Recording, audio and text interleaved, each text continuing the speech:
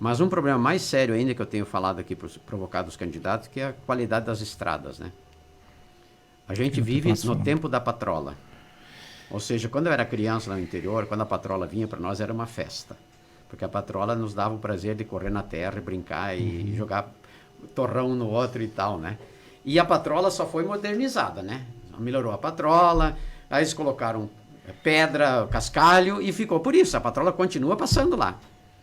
E as agroindústrias e o setor leiteiro e tal, e o transporte escolar, e etc., movimenta muita carga no interior, muita carga. E a estrada continua sendo uma estrada rural do tempo da colonização, só que com uma melhorada.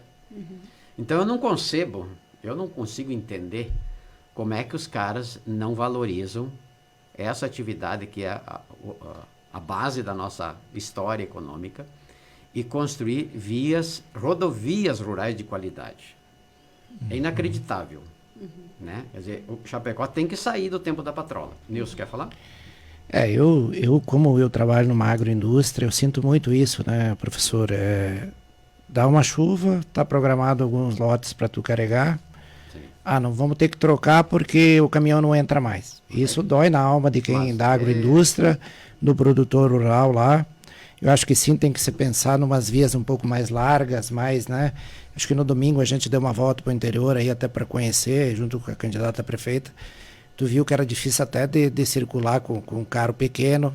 Imagina com um caminhão cheio de leite, com um caminhão cheio de suínos. Sim. E a gente tem que cuidar disso. E isso é a matéria-prima que vai para a indústria, que é industrializada, que gera o nosso ICMS que volta para o município. Né? Isso é de uma importância... Tem que tratar muito bem essa questão de estradas rurais, inclusive não só até o produtor, mas tem que se pensar num trabalho porteira dentro do produtor, porque é ele que produz a matéria-prima para nossas indústrias. Né? Tem um monte de coisas que precisam ser melhoradas e ser incluído no nosso plano de governo também. E se ele não produz diretamente para a agroindústria, ele produz outras coisas para a cidade, né? Para os moradores, né? Aí, lá no Chapecó 2030, a gente fez múltiplas discussões.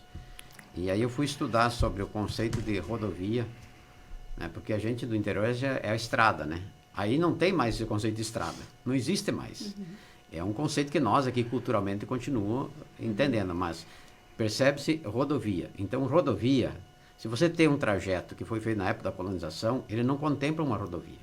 Inclusive precisa ser feito um novo projeto, e fazer um levantamento topográfico, fazer um projeto, de repente fazer um traçado melhor, diminuir os morros, aterrar aqui, fazer não sei o quê, escoar a enxurrada para não prejudicar o cara lá que tem a sua propriedade, e aí sim você faz o asfalto, né? Senão não tem lógica, né? Inclusive... Jogar asfalto no trajeto que está aí é absurdo, né? Quando a gente fala de drenagem, de qualidade de pavimentação dessas rodovias rurais, nós não precisamos nem pensar. A Universidade Federal de Minas já tem todo um trabalho desenvolvido sobre o planejamento logístico de manutenção dessas vias de interior. Tá? Inclusive, explicando como você faz conservação. Hoje nós temos a alternativa dos blocos de concreto que estão servindo de pavimentação, inclusive em aeroportos e empresas de carga. E que resolvem, para carga pesada, o problema de drenagem. Porque ele absorve, ele drena, e aí você não joga toda a água para dentro da propriedade. E é uma baita solução para a questão rural. Nós temos estudos sobre o uso da fresa do asfalto. Que às vezes você vai fazer o recapeamento da Avenida São Pedro. Sim. E o que você faz com essa fresa do asfalto? O que você tirou dali, né? Isso é uma alternativa rápida para você resolver algumas situações que já estão consolidadas, ao invés de ir lá e, inclusive, não alargar a via. Bem disse aqui o Nilson antes, nós temos essa reclamação do trabalhador do rural. O pequeno agricultor, ele diz duas coisas: eu quero água e estrada. Nós temos todo um programa de gastronomia rural, de turismo rural, mas é o que mais a gente escuta. Nós queremos água para as pessoas e também para os animais, e nós precisamos escoar a produção. Só que muitas vezes a rua tem 5 metros. E o agricultor que tem propriedades nas laterais, ele concorda em abrir a via, mas a máquina vai lá e não abre. Né? Então, isso implica transporte para o interior. Nós precisamos chamar essa pauta. Chapecó está crescendo muito nas regiões do interior, e as pessoas, alguns trabalham na atividade rural, outros vêm trabalhar na cidade. Só que eles não conseguem aumentar a sua renda porque não tem uma rotina de transporte. Então, nós precisamos ampliar o transporte para a área rural, para garantir qualidade de vida para essas pessoas, senão o custo que ela recebe, ela gasta com combustível.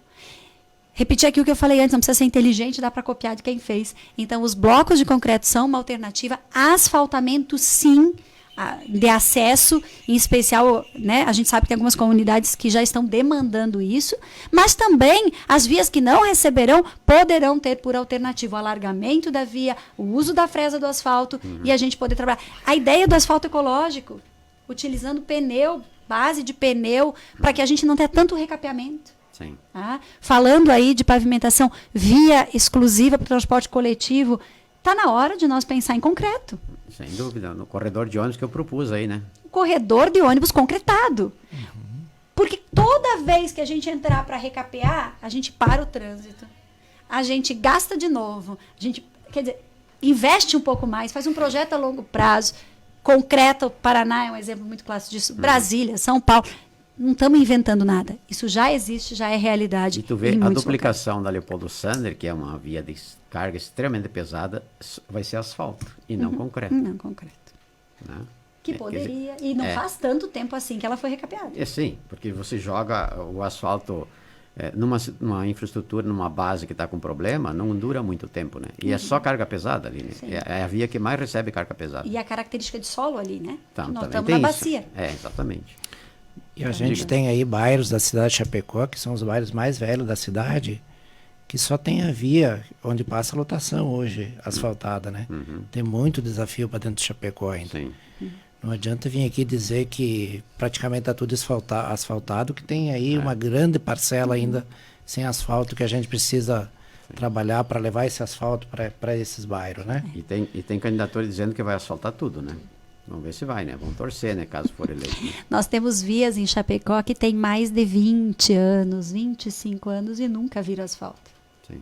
Enquanto nós já recapeamos e fizemos e tapamos buraco em muitos locais, e falo aqui da região da EFAP, estive aqui caminhando, como eu falei antes, no sábado à tarde, e vamos lembrar que pavimentação adequada é requalificação de espaço urbano, é valorização de propriedade, é integração comunitária, porque quando você tem uma via adequada, que você tem a calçada, que você tem o acesso, você tem qualidade de vida e você tem saúde, porque tem família que está aí engolindo poeira em função dessas estiagens todas, né? Pagam o mesmo tributo de quem mora na região central do município. Importante que se diga que não existem categorizações de contribuintes. É importante a gente começar a olhar para uma Chapecó integrada. Ela é toda. Eu discuto plano de mobilidade, que é só na região central. Chapecó não é só um pedacinho. Chapecó inclui todos vocês que estão nos ouvindo.